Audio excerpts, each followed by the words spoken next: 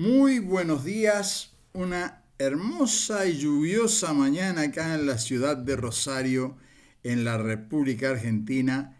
Estamos transmitiendo Tiempo de Bendecir en el espacio del Pan Diario. Y con el tema que venimos siguiendo, creciendo por el poder de la palabra, hoy vamos a concluir con este tema. Leemos los versículos y el escrito de este día. Enséñanos a contar bien nuestros días para que nuestro corazón adquiera sabiduría. Confirma en nosotros la obra de nuestras manos, sí, confirma la obra de nuestras manos. Salmos 90, 12 y 17. Podemos cuestionarnos tantas cosas en nuestro andar con Cristo. Podemos pensar cuál es el significado de la vida, o sobre los años desperdiciados, o las malas o buenas decisiones, y en medio de nuestros pensamientos no tener muy claras las cosas. En muchos casos caemos hasta en confusión o dudas, pero todas las cosas Dios tiene una respuesta y responde a toda confusión existencial con una palabra: gracia. La crisis espiritual en la vida puede transformarse en una derrota o en una hermosa oportunidad para crecer y madurar en la fe. Cuando comencé en el camino del Señor, mi pastor me enseñó diciéndome: la crisis es creci. En este periodo de crisis me pasaba lo siguiente. Durante muchos años pasé por alto esta verdad. Creía que todas las preposiciones, Cristo por mí, conmigo, delante de mí. Además creía que yo estaba obrando a la par de Cristo, bajo Cristo, con Cristo, pero nunca aceptaba que Cristo estuviera en mí, producto de mi desconocimiento de la gracia amorosa del Señor. No permitía que el amor se perfeccionara en mi vida. Déjate amar, no dudes. Gracias, Señor, porque cada día me muestras tu amor. Y es hermoso descubrir que aún la que otros llaman fracaso, tú lo vuelves en potencia de vida cuando creemos en tu palabra. Cristo en mí. Ahí está el secreto, el gran secreto. Es tanto el amor de Dios, es tan grande la misericordia de Dios para con esta humanidad. La paciencia que le ha tenido esta humanidad el Señor. Mire que millones de años, miles de años venimos viendo esta manifestación del poder de Dios en toda la humanidad y todas las cosas que el ser humano ha hecho, ¿no? Tratando de destruir el hecho de Dios, negando, ofendiendo, maltratando. Fíjese usted que a veces uno mira, ¿no?, a los extremos de maldad que llegan las personas y no puede llegar a entender, ¿no?, cómo pasa esto. Pero realmente ese es el producto de la muerte, precisamente. El enemigo de nuestras almas fue juzgado, condenado, vencido en la cruz del Calvario.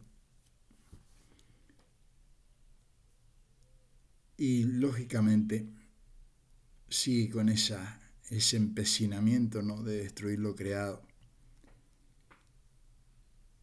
Pero nosotros tenemos la bendita oportunidad de la gracia. Esa palabra preciosa que a veces no la alcanzamos a desmenuzar en su totalidad. Pero la gracia refleja una persona. La revelación de la gracia es una persona. Y esa persona es la persona de Jesús. Jesús, el Hijo de Dios, que vino a mostrarnos el verdadero camino de cómo vencer precisamente a la muerte. Nos mostró el camino, cómo lo hizo, cómo nos incluyó en Él. y cómo Él quiere estar en nosotros. Esto es hermoso. Cuando uno puede descubrir esto, ¿no? Uno puede pasar por todos estos estadios que yo les escribí acá, ¿no? Creía en todas las preposiciones, decía. Cristo por mí, conmigo, delante de mí. Además creía que yo estaba obrando a la par de Él, que era verdad, estaba sirviendo, no era una cosa que no fuese así. Pero Él a la par, caminando a la par mía, bajo su cuidado, con Cristo, pero no aceptaba la realidad de que estuviera en mí. Pero el Señor Jesús, cuando ora por sus discípulos, ahí en el Evangelio de San Juan, en el capítulo 17, está la oración de Jesús por sus discípulos. Y hay una parte donde dice que ora también por los que han de creer por la palabra de ellos. Y cuando a nosotros nos preguntan, ¿en quién creemos? Creemos en Jesucristo nuestro Señor. ¿Según la palabra de quién? De San Juan, de San Pedro, de San Judas, de San Pablo. La palabra de ellos. Claro, no los conocimos personalmente, pero la vida que fue sembrada ahí en la cruz del Calvario, ¿no? Murió. La semilla, para dar fruto, debe morir. Toda semilla que va a dar fruto, primero muere. Y cuando es sembrada, nuevamente la vida aflora y se multiplica. Esa es la enseñanza de la semilla de mostaza. ¿Por qué la semilla de mostaza, siendo una cosa tan pequeñita, puede dar una planta tan grande que albergue, ¿no?, las aves del cielo y tantas otras cosas, como dice Jesús?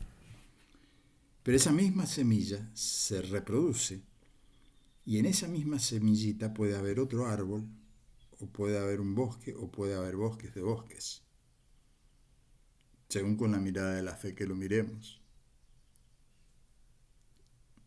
Y la oportunidad de la multiplicación de la vida. Por eso podemos replicar la vida,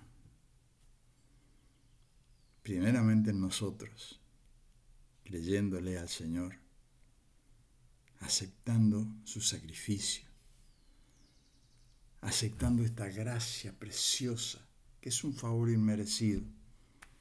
Estábamos muertos en nuestros delitos y pecados, y Él nos dio vida juntamente con Él, para que tengamos la bendita oportunidad de volver al principio, a ese estado de creación que tuvimos antes de la fundación del mundo, a imagen y semejanza de Dios. La imagen y semejanza de Dios que el Señor nos las mostró en la persona de Jesús. Y Él nos ha dado el bendito regalo de su Santo Espíritu para que esa vida se replique en nosotros. Una vez muerto y resucitado, nos dio el poder de la vida nuevamente, para que esté en nosotros y seamos uno con Él. Por eso, ahí en el Evangelio de San Juan, en el capítulo 17, el Señor Jesús dice estas palabras: en esto consiste la vida eterna, en que conozcamos al Padre y al Hijo a quien Él ha enviado. Entonces, ¿qué es lo que hace el Espíritu Santo en nuestras vidas? Nos lleva al conocer al Padre, a conocer al Hijo. ¿Pero desde dónde? Desde nuestro corazón. Por eso en Romanos el apóstol Pablo dice: muy cerca de ti está la palabra, en tu corazón. A una puerta de tu boca está la palabra. ¿Para qué? Para que la puedas decir en fe, creyendo. Y eso comienza a replicarse en otros. Porque es necesaria la fe de Jesucristo que sea escuchada en el poder del Espíritu, para que el Espíritu Santo pueda producir en otro que se anime a creerle. ¿Para quién es? Para toda la humanidad. Acá no hay acepción de personas. Todo ser humano es libre de querer creerle o de no querer creerle. Yo puedo escoger vivir sin Dios. Es mi libertad. Puedo escoger no creerle. Puedo escoger no aceptarle.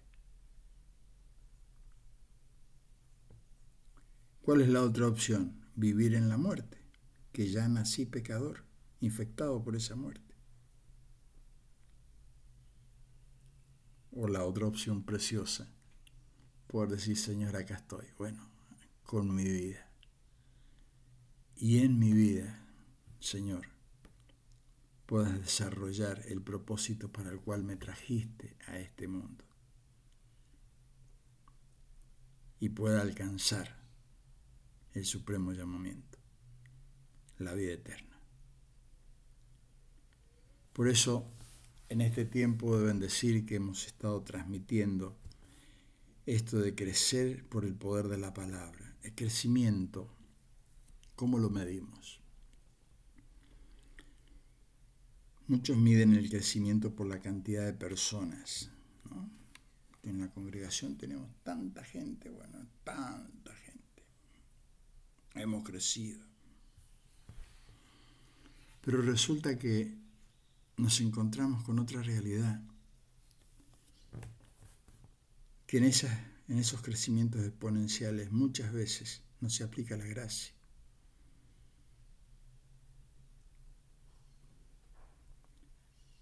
Y corremos muchas veces el riesgo y el error de creer que nosotros somos los salvadores y que depende de mi ministerio.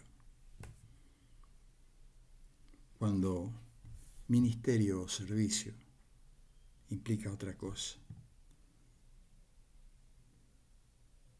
El Señor nos enseña eso. Dice, yo no vine para ser servido, yo vine para servir.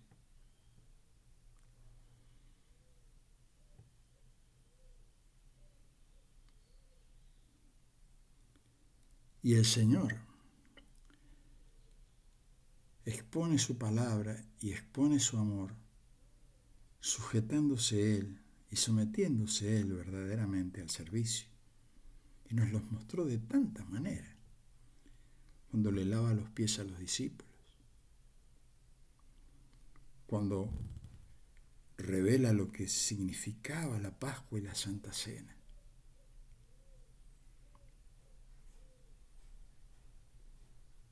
Cuando se dejó de golpear, maltratar y llegar hasta la cruz y la muerte de cruz, se estaba sometiendo a sí mismo a su palabra. ¿Por qué? Por amor a nosotros. Y todo eso comprende este favor inmerecido de la gracia. Es tremendo y maravilloso lo que Dios ha puesto para nosotros y por nosotros. Y ni que hablar de la creación, de lo que Él ha creado.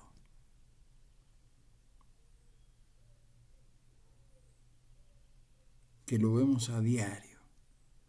¿Para qué? Para nuestro servicio. También nos advierte el Señor de lo que va a suceder en los últimos tiempos. Usted se va a encontrar con una realidad que está escrita en la palabra. ¿Y cómo poder discernir quién me habla de parte de Dios y quién no me habla de parte de Dios?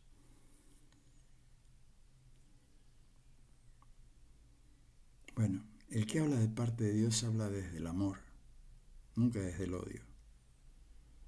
No anda sembrando odio, no anda sembrando rencor. Quien dice ser enviado de Dios no te va a hablar a través del tarot, no te va a hablar a través de el consultar a los muertos. Te va a hablar a través de eso, aunque diga que viene enviado de Dios. Porque justamente son cosas que Dios aborrece. Y las expresa, pero totalmente, siempre. En la ley de Dios, en la historia de Israel, en la historia de la humanidad. Dios mostró que Él no viene a través de eso. No habla a través de eso. Él habla a través de su espíritu. Entonces cuando yo digo que estoy creyendo, ¿no es cierto?, en aquel iluminado que me sigue diciendo cosas, esté en una congregación, esté en un lugar, ¿no es cierto?, y que Él se hace a sí mismo el gran iluminado, a quien debe ser obedecido a rajatabla, porque yo soy el que expresa ese poder mesiánico. Es el que va a utilizar y que utiliza y que va a utilizar el anticristo en el final de los tiempos para que la humanidad de ese tiempo, cuando Él esté acá, ciegamente le siga, creyendo que Él es el Cristo. Y se va a querer sentar en el templo de Jerusalén para profanarlo. El tercer templo que no se ha construido todavía. Pero ya hay vestigios de que algo está pasando. Entonces en todo el mundo, en este tiempo, se están levantando voces que son iluminados de Dios para hacernos creer que tenemos que ir detrás de ese mensaje. Pero cuando uno mira sus vidas y lo que profesan y lo que enseñan y desde dónde lo enseñan, yo me puedo dar claramente cuenta que Dios no está ahí. No puedo estar diciendo yo voy a seguir a esa persona porque Él es el hombre de Dios o la mujer de Dios. Tengo que seguir a Cristo, el que habita y que no nos va a hacer nunca decir algo maldiciendo lo que Él ha bendecido. Porque cuando Él terminó de crear al ser humano y todo lo que había creado, descansó de su obra, dice la palabra, porque vio que era bueno y bueno en gran manera y lo bendijo. Dios no anda maldiciendo, sembrando odio, por favor. Si usted cree eso, está equivocado. Está equivocado. Y si usted está sirviendo de alguna manera desde su religión o desde su institución religiosa a ese discurso, usted está siendo cómplice. Está siendo cómplice de la maldad que se está ciñendo en todo el mundo para que el dominio de unos pocos pongan en aflicción a los muchos.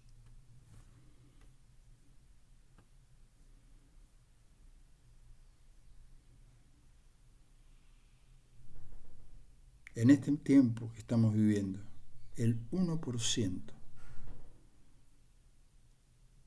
de los poderosos del mundo son los que tienen el control de las riquezas de este mundo. Y con eso operan todo lo que operan, guiados por un espíritu que los lleva a eso. Cuando usted vea esos signos, sepa que eso no es Cristo. Ahora uno es libre de escoger a quién seguir y cómo seguirlo. De esto se trata. Es tiempo de bendecir. Te alabamos, Señor, te bendecimos. Te damos muchas gracias, Señor, porque podemos acercarnos a ti confiadamente, Señor. Y, Señor, que podamos verdaderamente tener el discernimiento, la sabiduría que proviene de ti, para saber qué hacer con nuestros tiempos, con nuestras vidas, Señor.